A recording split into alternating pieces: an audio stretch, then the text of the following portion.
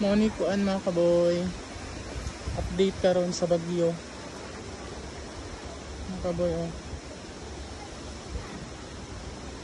Kusog kaayo guys ang hangin mga kaboy.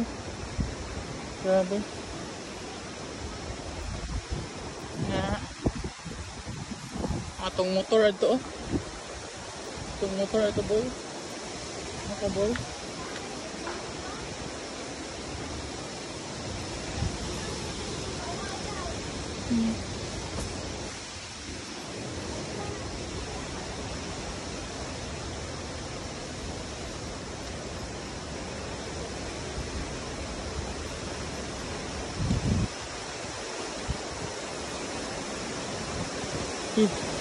Kahadlok mga kaboy.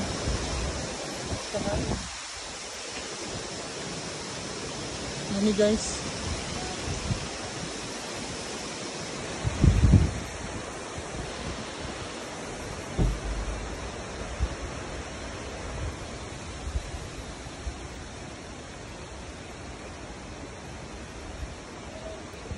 Gusto nyo magkaugpan?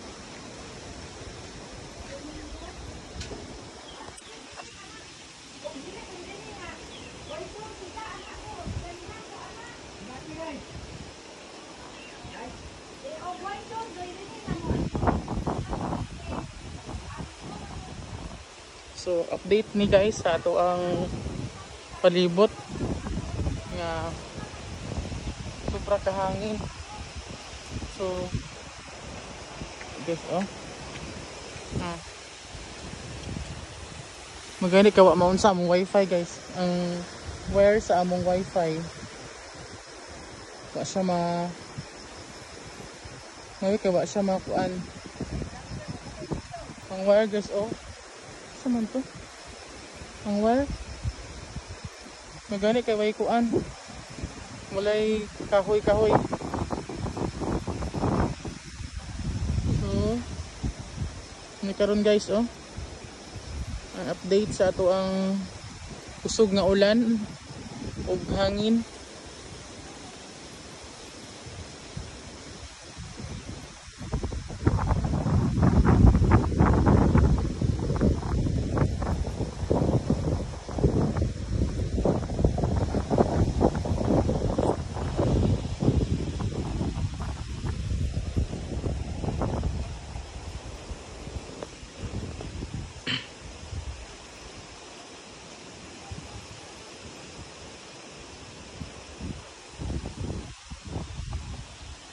Siya guys.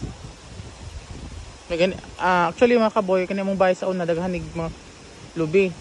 So after katong bagyong Odette naputol to tong pagbagyong Odette mga kaboy, naputol to siya then kanang among balay anang sa kwarto dapit na hugsakan na og lubi nga duha ka buok nya aring bilyaran na mo guys, tulo ka buok lubi ang na kuan na hagsak. Kunya damage ang among kuan bilyaran hasta ang payag-payag sa bilyaran. So grabe to ka worse mga kaboy ang nahitabo sa una panahon sa bagyong Odette mga kaboy. So delikado gid to kaayo siya kay samot na og kanang balay bitaw mga kaboy nga daghan kaayo siya mga kalubihan. So delikado gid siya nga kanang og naidahang mga kahoy. So advice na ako sa mga balay nga maidahang mga punuan, siguro dili mo angay mga hinugon sa inyong mga lubi kung nasa inyong balay, dapat ipaputol gina ninyo kay kamura po'y mag-suffer ana once ang lubi na maputol na siya and then matamaan ang inyong balay. So kamura po'y mag-suffer mga kaboy. So friendly advice nga dapat yun ipaputol na lang ninyo kaysa dako na kayo mo gasto inig magpa-repair na pud mo sa inyong balay, diba? So muna ang update nato karon mga kaboy sa atong balay, sa atong kuan palibot.